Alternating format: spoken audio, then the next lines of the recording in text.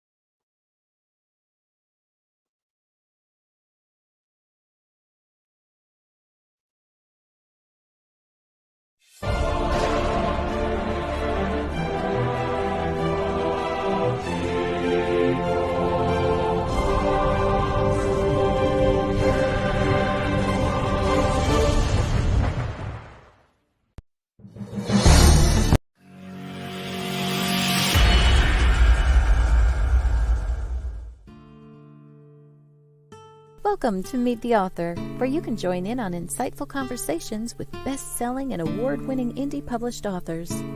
Your hosts today are Rob and Joan, who themselves are indie published authors, book publicists, and paranormal investigators with Tampa Bay Spirits, based in Tampa Bay, Florida. Thanks for dropping by. And now, on with the show. Hi, we're here. Yeah, we're having trouble with Facebook again. Yeah, Wouldn't you know? Joe Conjal says, good evening, Rob and Joan. We seem to have lost 2 Facebook channels. 1 Facebook channel. Yeah. Anyway, George welcome. Says, I'm here more. Hi, George. Hi, George. Chris Chrisman said, hi, Rob. Hi, Chris. Good to see you tonight. Rob and Joan Carter. You were saying hi to that, Rob. Joyce out in New York says, hi, Joan and Rob. Hello, everybody. Sorry if you had trouble getting in. We'll have to figure that out after the show. Facebook things, they're crazy. Facebook drives me crazy, but thank you for being in our audience, whether you're watching us now live or watching us later or listening to us on an audio. We're really glad that you're here today. Yes, we certainly are. Okay, so I want to remind everybody on Thursday nights at 9 o'clock, WDJY.com. Go on there and you can hear our shows there. 99.1 FM Atlanta. If you can listen to it on the radio too. 99.1 FM if you live in the northern Georgia area. Saturdays at 5:30 p.m. is episode rewind every week, right here where you're watching right now. And then next Wednesday at 7 o'clock right here, it'll be author Michael Sanchez, and that'll be a live show. Want to remind everybody about the San Leon book signing, southeastern Texas, Saturday, April 27th. That's noon until 4. I think there's some space open for a couple more authors, a few more authors. That's at the Pier 6 restaurant there in San Leon, Texas. And if you're interested in that, the email address for George, who's coordinating this and hosting it, is mayanartintl@yahoo.com. That's mayanartintl@yahoo.com. Or you can call him at 281-229-0775. Now that's in southeastern Texas. And like I said, they've got space open for some more authors. So don't be shy. And thank you. It's right there. There we go. Hello, we're back again. We are back again. Also want to let everybody know this Saturday is our launch of A Chance of a Ghost. It's available for pre-order right now, but you can actually read it starting Saturday. It'll be downloaded onto your reading device, or you can buy a paperback at that point and have it sent to you. It's A Chance of a Ghost, book 23 in the Magnolia Bluff Crime Chronicles by us. RC and JP Carter. We have 2 more comments. Phew. Surprising, the Facebook link worked perfect for me. Yeah, one Facebook channel is working. Yeah, we we usually lost broadcast one altogether. Yeah, we broadcast So, off of 2. We lost 1 altogether. yeah. And George Dismuke says we have 20 authors and exhibitors for the book signing. We need 6 more, but the cutoff date is the 20th. Okay. Good to know, George. Good to know. Which is Saturday. Yes. Which is when our book launches. Reminder. All right. Okay, enough of that. All right. All right, so let's see here. What else do we want to talk about? Anything else? No, Yeah, don't I think so. I want to talk about Robert. All right. All right. Do you want to show this first? What? This little video, or do you want to talk about? I want to first? talk about him, then we'll show the video, and then All we'll right, bring him let's up. do that. All right. So I'm going to have to read his biography because he's done so much I can't remember it. His name is Robert J. Emery. He writes under the fiction under the pen name of R.J. Eastwood.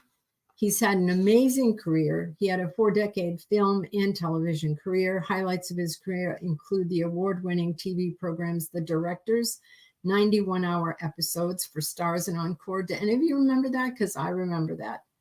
He also produced the miniseries The Genocide Factor for PBS, hosted by actor Jon Voight. For God and Country, a Marine sniper story for MSNBC, hosted by Lester Holt. And the award-winning motion picture Swimming Upstream for the Lifetime Television Network. In his first novel, The Autopsy of Planet Earth, received 8 book awards. In his second novel, Midnight Black, 7 awards.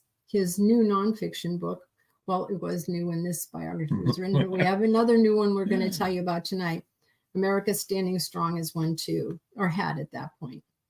He's received over 75 industry awards, including 7 years in a row at the New York Festivals, 2 Golden Eagles from the Chicago International Film and Television Festival, top honors at Houston Fest, and the Best Dramatic Feature Film Award for Swimming Upstream from the Los Angeles Angel City Film Festival. Phew! I'm tired just thinking about it. I know. He's an amazing man. So without further ado. Well, here's a little preview of his newest latest book. Brand new book coming out.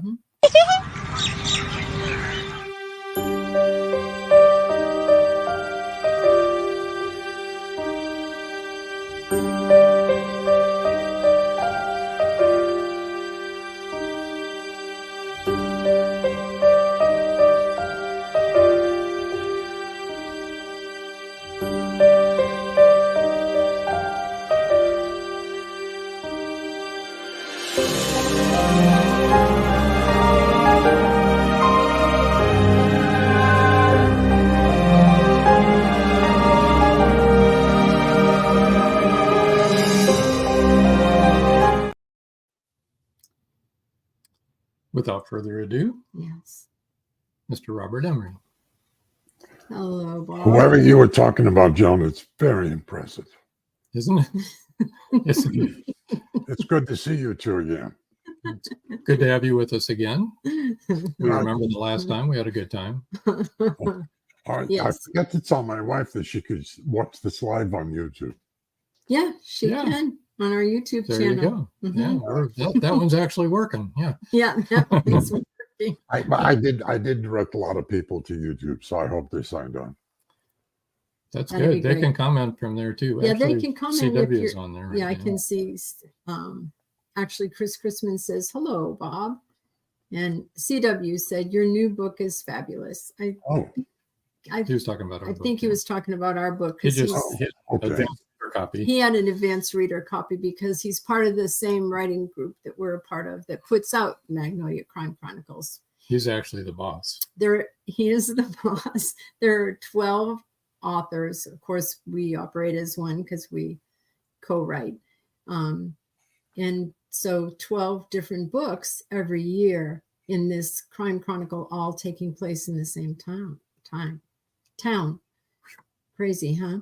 Marjorie Deering says, late to the podcast, company just left. Yeah, Marjorie. Well, we're glad that you're here, Marjorie. Yeah. They could have stayed and watched. Yeah. I'm just saying. Anyway, so the amazing person we were talking about is this Bob that we're talking to right now. Yes. And this is his newest book, Megastar. that for the people who just are listening on audio, you didn't hear what this book was about. So could you kind of give a little short, review of the book? Let people know what it's about. Yeah, I would love to tell you the backstory. I had this idea that I wanted to write about one man's life from his birth to his death, but I had no idea who he was, what the story was going to be. I mulled it over in my head, and I was obsessed with the idea. I happen to be a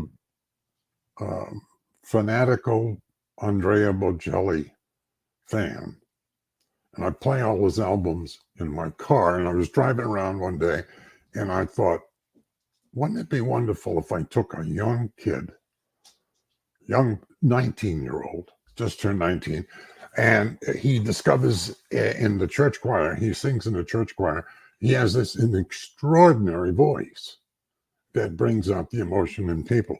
To make a long story short, he gets hooked up with an agent in New York. The agent gets him on the national or international broadcast of a program called Sing America Sing. And lo and behold, he wins. And then the next thing you know, he's on tour. But I have to back up a little bit and say his mother, who was unstable, left him damaged. And so he does not have the ability to deal with this sudden fame and fortune. But and a scene that I'm going to read for you a little later, he meets this young woman, falls in love with her. It is a love story, I'll admit it. And but because of the fame and fortune starts getting to him, and he starts believing in all this junk, she is pushed away. And so there's a heavy part of the book where he works to get her back. If I got into it anymore, I'd give too much away. But it is a story of sudden fame for a young man who's never been exposed to that kind of thing. And then the love story, which I'll explain when I read the little piece. It really sounds wonderful. We gave it to a bunch of people to pre-read, and the reviews came back really, really strong. Yeah, it sounds very dramatic and sad and poignant. If I had to say anything, I'd say it's a life story. It accomplishes what I set out to do, to tell one man's story from his birth to his death. CW says fictional biographies are great to write and read. That's true. That's what this is, a fictional. Yeah, I guess you could call it that. Has to do with me, so. Well, it is one man's story of his life. Yeah. So his mother was mentally. Well, she was raised. Her mother and father overdosed on drugs, killed themselves. She was raised by her grandparents, the mother and father of her father, and they were drug addicts. Whoa! And she got a pretty rough upbringing, and it mentally made her totally unstable. Reality was not part of her world, and there was fear when the elderly couple were drunk or were taking drugs and would abuse her, verbally abuse her, and on a couple occasions smacked her around. And it was the drugs talking. And then she passes this on to her son. She has a one-night stand and produces this son, and she's left alone with him. And over his young years, he becomes her. Yeah. How do you overcome that? Yeah, it's hard to overcome. Harvey Rosenblum said, loved the book. Your book. He did. Oh, Harvey. Harvey. Well, now, wait a minute. I have to admit, Harvey and I know each other. Yeah, well we kind of guessed that. We guessed that. But Harvey is very tough. And if he says he liked the book, he means it. There you go. Of course, I didn't think he meant anything else. Joe Conchel says, "Hi, Bob. I'm always curious why someone chooses to write using a pen name. Why do you do it, and what went into you choosing your pen name?" I have the same question he did. Why in the world did I ever do that? But I'll tell you, the reason is because I also have written 6 nonfiction books, and I wanted to write those under my name, and I wanted to separate it. Number 2 is I'm a fan of Clint Eastwood, so I took his last name, but his initials and mine are the same. Or my initials, R.J.E.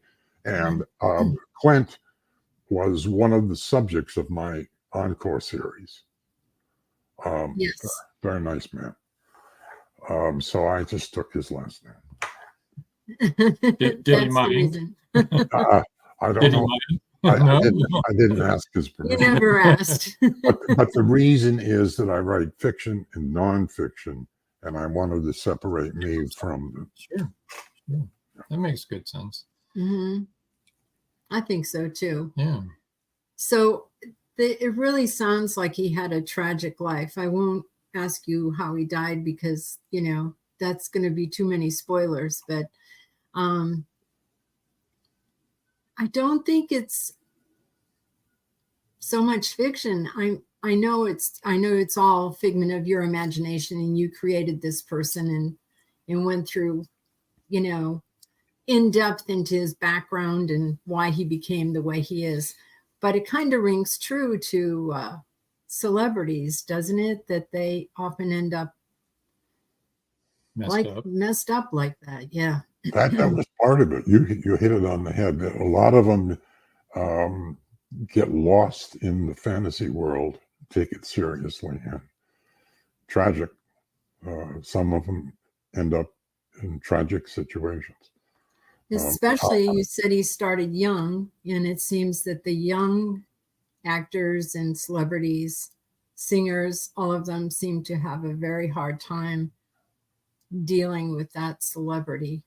Well, the character's name, by the way, is Addison Stone. His mother named him after their hometown, real place, Addison, Alabama. I don't know how I came to do that. But in any case, he's almost thrust into this. This is not a desire. This is his voice talking. There's a line in the book where he said, "It's not me they want, it's my voice. I have nothing to do with this." And he tries to distance himself. Can you imagine mentally trying to distance yourself from who you are or from what your voice is doing? And he can't associate himself with his voice. He thinks it's another thing. Wow. And he goes along with it. And the next thing you know, money's rolling in, adulation, can't go anywhere without being recognized. So it can play really very, very bad tricks with one's brain, I think. Did you find it difficult to start writing in a different genre than what you're used to? No, I've never written the same genre, this is the third novel. They're all 3 different. Okay. I don't pick genres, I pick stories. Perfect. Yeah. And I have to be passionate about it, or the stories pick you. What? The stories actually pick you. Yes. Yeah, in a way, that's a good way to put it. And if I'm not totally passionate about doing the story for me, not an audience, for me, then I won't do it. Then I hope when it's finished, an audience enjoys what I did. But yes. I think genre writing is, excuse me, genre writers of America, but write what you believe, write what you're passionate about. Doesn't have to be the same genre. Although I'm not putting genres down, because some people are very good at a particular genre, and I encourage them to do that. It's just not for me. Right. And that may be the story that they have to tell. Right. Exactly.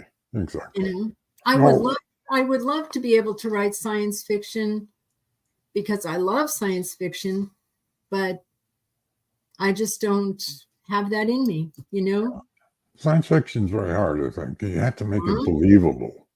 Yes. I mean, in the first book that I wrote, which was science fiction. Yes, I know.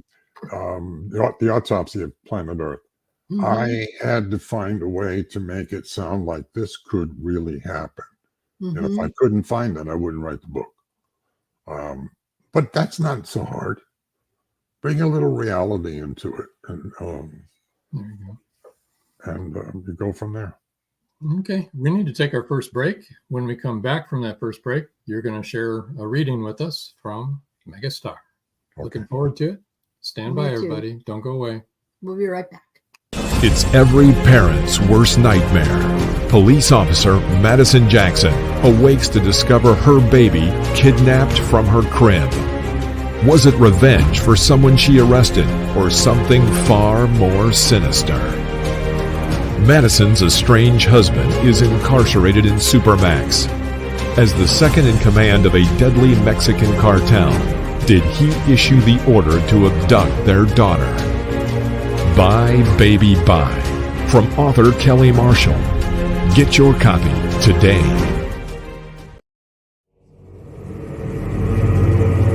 Many secrets are hidden within the darkness of the jungle.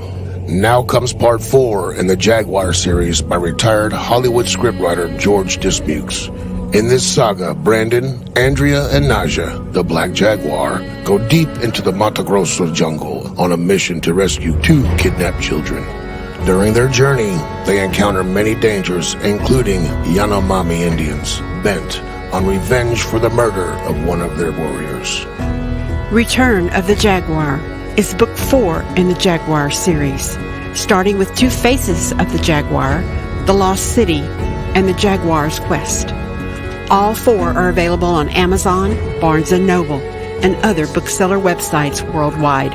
Return of the Jaguar is a must-read.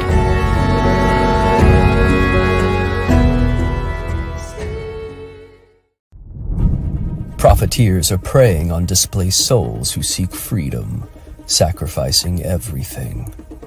Wanting to give their children hope and a future, but they wrongly trust on a roll of loaded dice. Teens are picked off and sold into slavery. Cartels offer the choice to strong young men to move illegal drugs over the border or die. The R Group and CATS team leaders want to end Mateo's inhuman business model. The heroes must derail the human exploitation and opioid epidemic, killing people in increasingly dramatic numbers.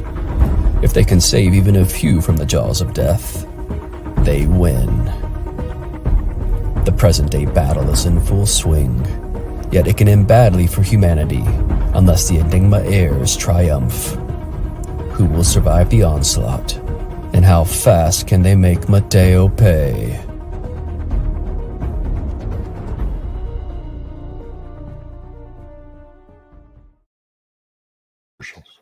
Hello.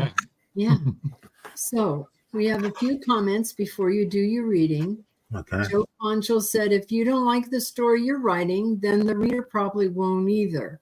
True story. I think that that's the truth. It is. Yeah. Very good comment. Yeah. Chris Chrisman says, I love science fiction, but don't feel like I can write it and do it justice.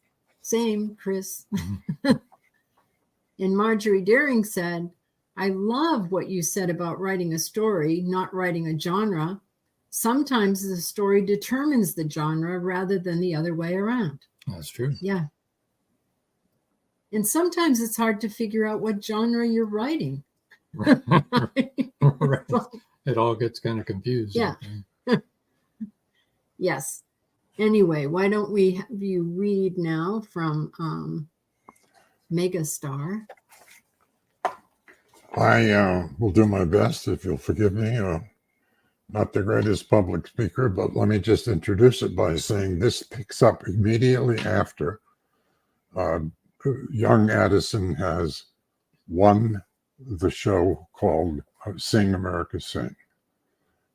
This is immediately after.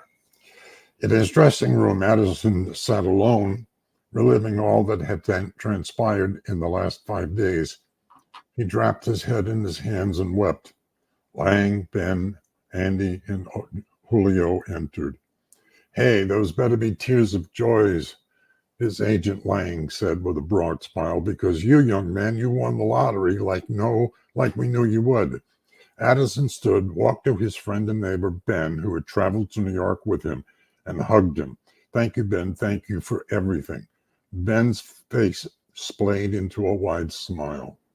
Just about now, the little old town of Addison, Alabama, is celebrating big time, Addie.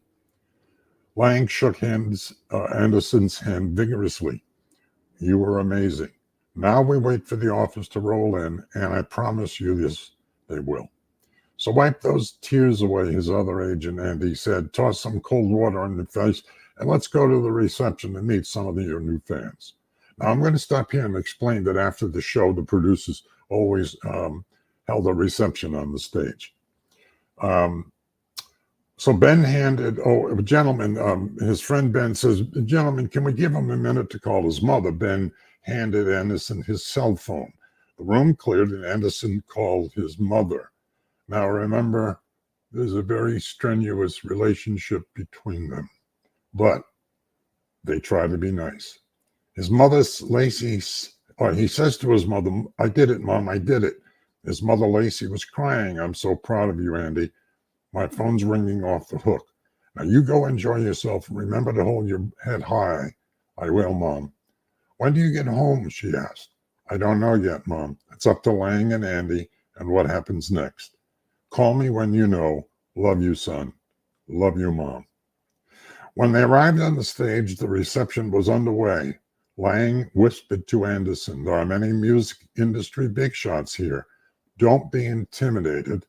Tonight, you're bigger than all of them. Addison smiled, but inside he was scared to death. As he entered the reception area, the entire gathering applauded. Stan and Sally Potts were the first to approach. Hi, Anderson, I'm Stan Potts, and this is my wife, Sally. We're the producers of the show. Oh, yes, Anderson said, of course. Nice to meet you.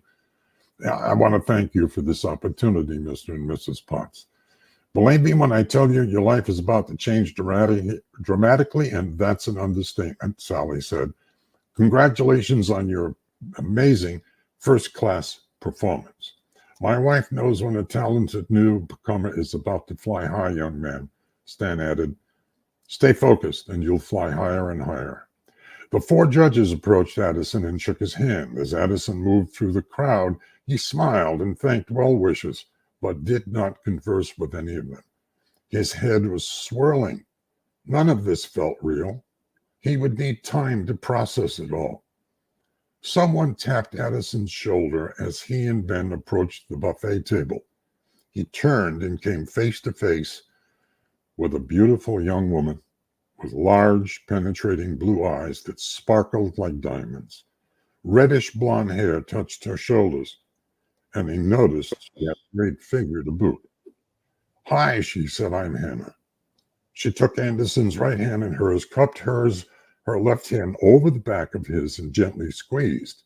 Her grip was firm, and her hand was warm. That was one hellacious performance, Mr. Stone. Addison's heart skipped a beat. He couldn't take his eyes off this stunning young woman. He stuttered, please call me Addison. Are you in the music business? She said, no, not me. A friend of the production staff slips me a ticket whenever I can make the show. Nice to have a friend like Hannah, she says, Hanna, without the H at the end. That was my mother's idea. Now, without the H, Addison repeated. After tonight, young man, everyone will know the name Addison Stone. Addison blushed. I don't know about that. Trust me, she said. They will. What's next for you? Well, that's up to the sermon agency who represents me. Well, Addison Stone from Addison, Alabama. That was my mother's idea. I'm happy for this opportunity to have met you. Hannah glanced over at her watch.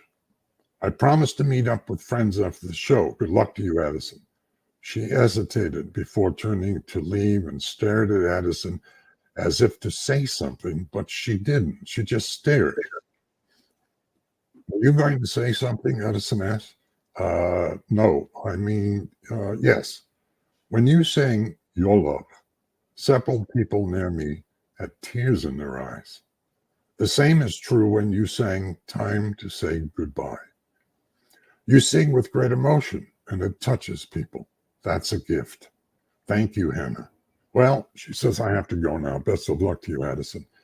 I'm sorry. Hannah turned and began to walk away.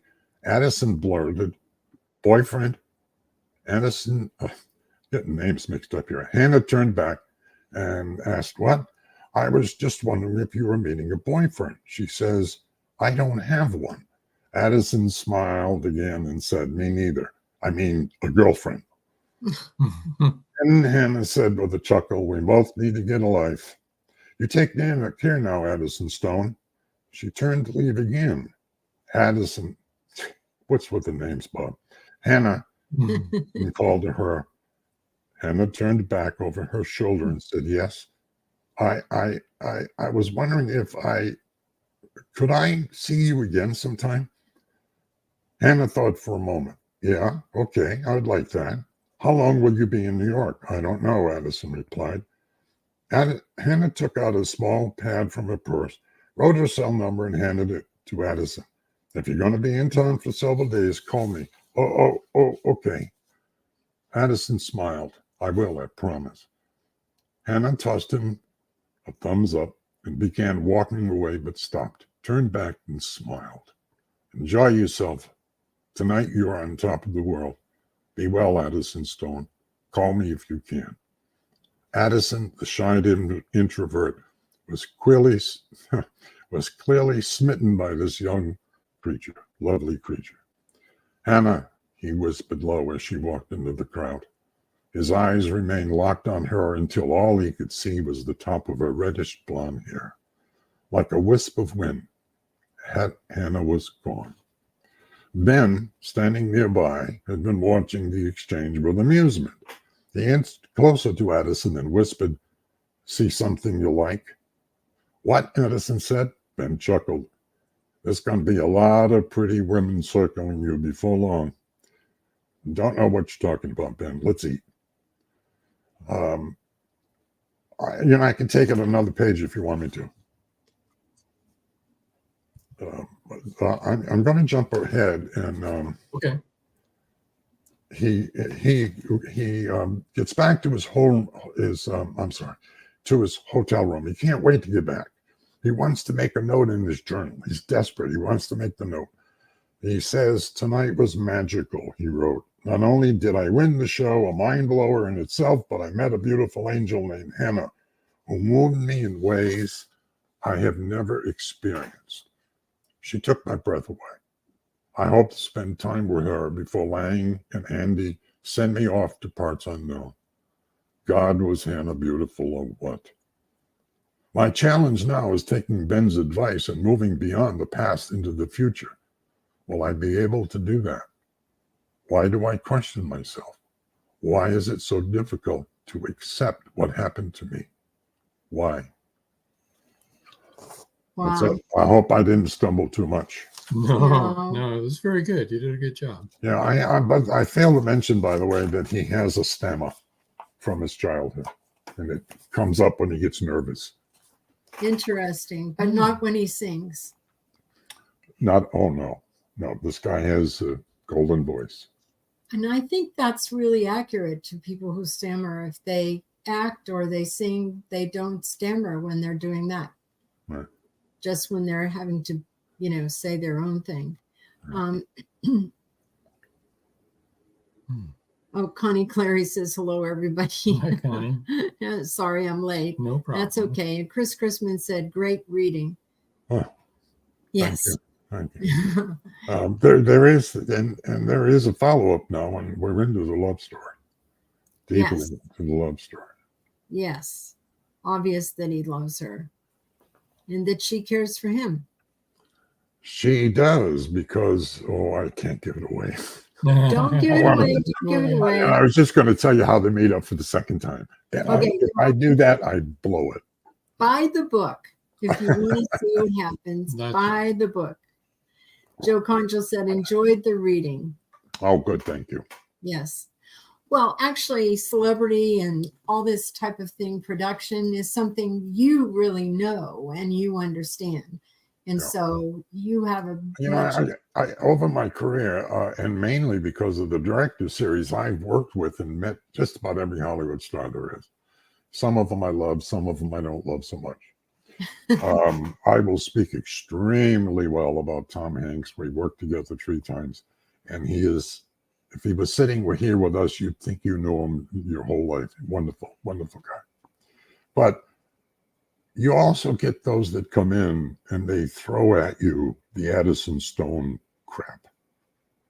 The celebrity, they walk in, like for instance, Tom would walk in and we would work together. He came alone, drove himself, came alone. Others who I will not mention walk in with a PR person and a couple of agents and a makeup person, and you can tell, that they're into the celebrity. And I have to say that I'm not criticizing them because it's tough when everybody is thinking you're God, Well, when you were talking about Addison before the reading, what you explained was part of his problem came from him believing his own press. Yeah. He got carried away with that. He thought he was all that, How do you not? You have to be, I think you have to be a strong individual to separate yourself from that. And there are many, many that do, of course. Yeah, it is. I think it is hard. I'm sure it is. I don't know. I've never been a celebrity, but I think it would be hard. No. Joe Conchel said, it's like being behind the scenes of American Idol. You're on TV every Wednesday. Oh, I know. There is a lot of information in the book about the entertainment business and what one goes through. So I think they'll enjoy that too. Oh, yeah. A little bit behind the scenes stuff. He spent years researching. Yes, he did. His whole life. And I have to thank Andrea Bocelli. Yes. Yeah, of course. Connie Cleary said, I enjoyed the reading too. Chris Christman said, some celebrities forget to be just a person. And Connie Cleary says, exactly, Chris. Yeah. Well, now, was that Chris Christman, the author? Yes, it is Chris Christman, the author. Oh, yeah, absolutely, Chris. I've seen you on Facebook. And this is Paul Rushworth Brown. Hello, Paul from Sydney is here. Hello, Robert. Hello, yourself. Hello, Paul. Good day, mate. Good day. Good morning, we should say, Paul. It's early in Sydney. Well, it seems like a very detailed story about the sad life of what people who are not celebrities would think, they have it all. People aspire to do that. Yeah. I hope people will find joy in the end of this book. I mean, I can't even begin to tell you what the ending is, but I hope that the people will see what I did and why I did it. Oh, now you have me wondering what, how that. I sent you an early copy. Well, what do they call them? ARCs, early reading copies. There you go. Paul Rushworth Brown says, good day, put a shrimp on the Barbie. Not the Barbie movie, though. That's funny. No, yeah. All right. Yeah. Why don't we take our last break? Oh, and when we come back, it's time to when we come back, we'll tell everybody where to reach you and talk some more. Yes. It's not over, folks, so don't go away. Don't go away. If we can find our commercials. An unforgettable mystery thriller that will transport you back to 17th century England. Introducing Dream of Courage, facing fear head on, your passport to 17th century mystery, mayhem, and murder. Follow Robert and John Rushworth through Leeds' bustling Briggate district, where danger lurks in the shadows, embodied by the thief-taker Jacob Wilden. You will laugh, you will cry, and be in awe of the twists and turns. Its meticulous attention to character development, emotional nuance, and the unfolding of the story's layers. promise a compelling and emotionally charged journey. The U.S. National Times said, "Modern writers usually don't know what it was like to live in the past, but Rushworth Brown does this with great skill." Uncover the secrets of Smythe, the enigmatic tavern keeper who sends Robert to the Haven, to the pirate Captain Girlington. Will he outweed danger in the nick of time? It's 1919, and Eric Laska returns from the war in Europe. Two new enemies await him in the small coal mining town he calls home. One is a threat to his relationship with Rebecca, the love of his life. The other, a bloodthirsty beast, is stalking the mining town residents. The townspeople suspect Eric of one of the killings. An old man and Rebecca's 11-year-old sister have seen the beast, but only Eric believes their story. To protect the town and clear his name, he's forced to prove the werewolf exists. Available on Amazon. The Horror Within by Marjorie Swift Doring. Paradise, my prison. Charlie Flint awakens from a deep sleep and finds himself alone on a tropical beach surrounded by a palm tree jungle and exotic animals. He cannot remember who he is or anything about his life. First, he must find food and build shelter and protect himself from hidden dangers. As his memory gradually returns, it reveals what a very flawed person he is. A man who made too many mistakes, made too many enemies. The implications of the truth are staggering. How did Charlie get there? And will he save himself? Paradise, My Prison is the riveting new suspense thriller from retired Hollywood scriptwriter George Dismukes. Paradise, My Prison by George Dismukes is available in jacketed hardcover, softcover, and all ebook formats worldwide. Hello. Hello, we're back. Paul Hollis says, "Hey, Joan, Rob, and Bob. Been here since way before the first commercial. Just didn't want to disturb a great show." Oh, you can Thanks, always Paul. say hi. Yeah, you can always say Yeah. hi. Yes. So let me bring up your website so people can find you and get in touch with you. His website is robertjemeryauthor.com. Oh, well, that's much bigger letters. I should Yes. have just read it from there. If you read that one, it's a little easier. Yes. Okay, so it's RobertJemeryauthor.com. And they can Impressive, find Joe. Impressive. Very impressive, Joe. She learned that a long time ago, actually. how to read Yeah. How to spell. Yeah. and how to spell. Yeah. Yes. But they can find all of your social media content on there. They can get in touch with you. Links. Sure. I love to hear from people. Yes. Even So- those that send me nasty messages. Do you have a mailing list on there, or You know, I've never gotten into that, Rob. I have my own mailing list of about 154 people, but they're not on that. oh, This is just people I've known, over the last 18th century. And well, that's a long time ago. You're older than I thought. well, I met my wife at the end of the Civil War. Oh, okay. Gotcha. Oh, she's yelling at me. Yeah. If we see a pot come flying across the screen, we'll know you better duck. We'll try to warn you. Yeah. So what else is new? You got anything else planned? Well, I'm playing with some things, but I'm so into the marketing right now. Right, because it's so You know, close. Yeah. Once May 1st comes and goes, I can ease up a little bit and start developing a little more, a couple of stories that I have. Okay. Okay. One of them is science fiction. And I have to tell you, when I started Megastar, and I mentioned to Sue, my wife, I said, it's a love story. And she looked at me and said, "You're going to write what?" And I said, "Well, I don't know. I just want to do this." And she reads everything first, before it ever goes to my editor. And she'll give me feedback. She was into 3 chapters, came back to me and said, "This is your best work." Oh, That's awesome. 3 chapters. She said, cannot believe this is coming from you because of the emotions in it. I'm not necessarily an outwardly emotional person. So I poured them into the book. That's wonderful.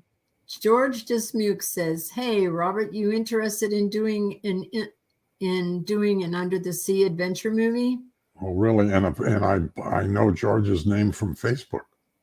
There you go. You should. He's on some of my Facebook pages. I see him all the time. Yep. No, I don't want to do it underwater. I'm too old to swim. Well, you don't have to act in it. Oh. Okay. Chris Chrisman said, "Wives are the hardest to please as a writer." Yes. But they're the ones that are most honest with you, I think. They're truthful. Yeah. There you go. Yep. And my wife is an avid reader, so I can't write something bad because she'll spot it. She'll pick it up and say, "Good idea, but you need to rewrite it." Yeah. I have to tell you a quick story. I wrote so many screenplays that when I retired and I started writing books, I gave her my first book, the Autopsy science fiction book. She gave it back to me. And I said, "Well, you couldn't have finished it." She said, "No, Bob, it reads like a screenplay." Oh, and yeah. That was the learning curve. All of a sudden, It was like, you got to tell people on the page. You don't leave them guessing. You got to paint the picture. Yeah. I mean, in the screenplay is a director's medium. You tell them where the location is, who's in it, what's the motivation. The rest is up to the director. Yeah. To write some dialogue. Yeah. A friend of our daughter's is producer and a director, Joe Melosi. He did Stargate and stuff like that. And he said, "Well, what your parents do is so much different than what I do." He said, "Because when I start writing a screenplay, I'm thinking about, how much is it going to cost to shoot this scene?" And he said, "And then after I decide what's going to happen in each scene, then I fill in all the dialogue." So.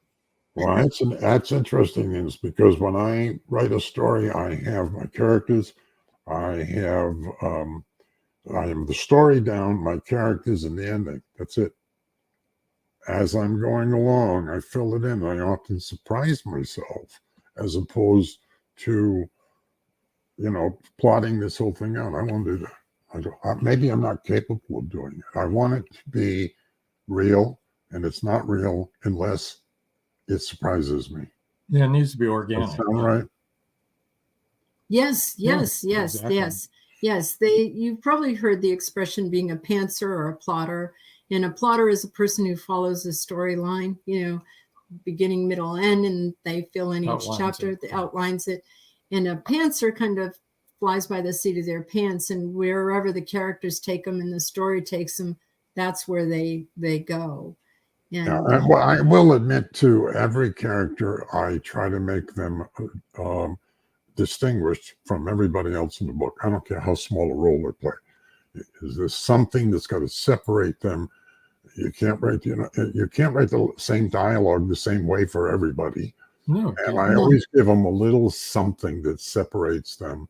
And I also, by the way, I have this penchant for writing the way people talk. Science books should be nice and clean, not novels. People don't. Exactly. It shouldn't be proper grammar. It should be the way people speak. The way people speak. And then if one of the characters speak proper, oh, great. That's the way they speak. That's the way you write it. I agree. Yeah. My wife is my beta reader. George Dismuke says she loves to tell me what I've done wrong. No, I'm his wife. She's a lovely woman. Yes. He understands. He understands. Oh my gosh. Well, this time is going by fast. I just can't believe it. Yeah. We have another 10 minutes, or 5 minutes, but I was, Marjorie. I'm sitting here with no pants on. That we didn't really need to know that. That's why it's framed this way. Yeah. Oh, well, that was thrilling. Marjorie Deering said, "My characters keep me awake kept me awake the last 2 nights in a row. I'm awfully sleepy, but they told me where this story is going from here. Yeah, I know. She probably told them where to go too. I know the Leave feeling. me alone. I know. I'm sure, a lot of writers go to bed and they can't fall asleep because they're writing dialogue or they're thinking. I know it's with me. I woke up at 2 this morning with that. Yeah. Our next book coming from Magnolia, Crime Chronicles. It's like, and that doesn't, off the presses. That doesn't need to be done until next April. Not now. I'm trying to sleep. I know. Go away. I've already been woken up by one of the characters. It's the person who gets murdered, but I'm not going to tell you who it is. But it's somebody in Magnolia Bluff. So, Joe Conjal said, you mentioned you're in the middle of marketing your new book. Do you handle all of your marketing yourself? No, absolutely not. There's a site called Books Go Social, which will handle the launch. They handle a net gallery. They handle TikTok for me. They post ads on Facebook and Twitter or X, whatever he's calling it these days. No, but I devised the whole marketing plan that I had in mind, and I have to follow through with it. There were a lot of early readers of the book who wrote reviews, and if you dump them all on May 1st, Amazon gets very angry. They think something's up. So, I have to have this whole plan to say, okay, Joan, you put yours on such and such a day and so forth. And I have to tell you, I send the advance copies out with a message. Do not blow smoke. I don't want to hear how great I am. You tell me the truth, or please don't even bother reading the book. It doesn't do any good to get friends, family, and write wonderful things about you unless they're honest. And I'm very fortunate because they all came back and they all were, you could tell that they really read the book. And that's how you can tell if a review is any good in it, when you can tell they read the book. When they talk about the storyline and things that deep in there, right? And some of them got carried away with the synopsis, which, if somebody goes to Amazon, they don't want to read 4 paragraphs. They want to know what's the rating, nice short, boom, to the point. Did you like it? Why? Boom. Yeah. Well, when I read a review, if I'm interested in a book, I look for things that key me into, is this the kind of book I want to read? Exactly. And so that's what I want to see, does it have this, this, and this? And if it has those things, then I want to get that book. Yeah. So really, when you write a review, keep that in mind, people. Please say what you liked about the book, why you liked the book. You don't need to give a detailed synopsis of the book, just why you enjoyed the book and what was pleasurable. Yeah, you've already got one of those. Yeah, you've already got another thing that I do is if I review somebody's book, I make sure I talk about the author and why I thought they did a good job, or why you know what I'm saying? Is the author, talk about the author's talent, talk about what was different about that author's work. So very few times will I ever review a book and tell anything about the story. Maybe I'm prejudiced. I talk about the authors and their abilities. Your blood, sweat, and tears are in every book that you write. So. That's right. Yeah. It takes a lot. And it's your creation, It's your creation. It's your baby. Anybody that's written a book knows how hard it is. Yes. That's right. I mean, this book took me a year and a half. Yeah. A year and a half before I said to my publisher, okay, all right, let's go. So, I know that every author goes through this. It was a whole life. So nothing special with me.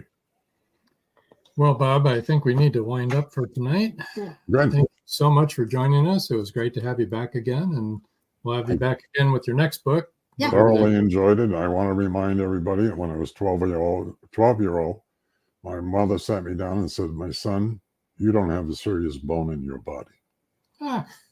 You showed her, didn't you? So I've been the Joker all my life. Thank you so much, guys. Thank you. No problem. We're going to move you over to the side now. There we go. And I hope that didn't hurt.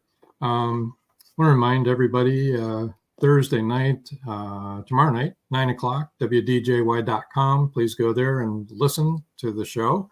The more people that listen to it, the better the ratings get to be for us.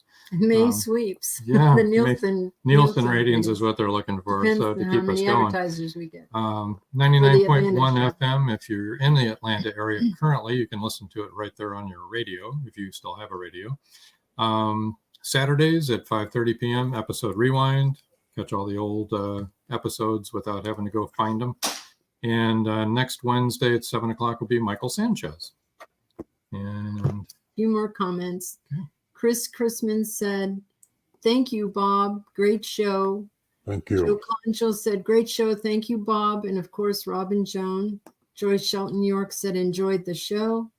Chris Chrisman, "Another great show. Awesome interview." Paul Hollis says, "Informative show as always. Thanks, Joan, Rob, and Bob." Marjorie Deering said, "Great episode. Thanks." Well, thank you. CW says, "Thanks for a great show, Rob, Joan, and Bob." Connie Cleary said, "Great show. I really enjoyed it. Thank you, everybody, for hanging in there and joining us tonight. Bob, we're going to have you on all the time. Yeah. Everybody's jazzed. Connie Cleary said it was very informative. I'm yours. This will be the Bob Emery show. The Bob Emery show. There you go. No, too old. Too old. Oh, hey, well. All right. Well, do you have anything else you want to share? No. Don't forget to pick up a copy of A Chance of a Ghost And this Saturday, and also Megastar on May 1st. On May 1st. That's right. So apart from that, I guess until next time. That's all, folks. See ya.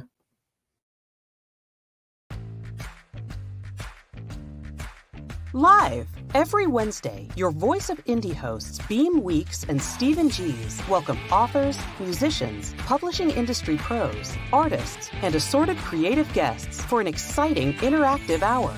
Call in during the show or post questions and comments on Twitter for responses in real time.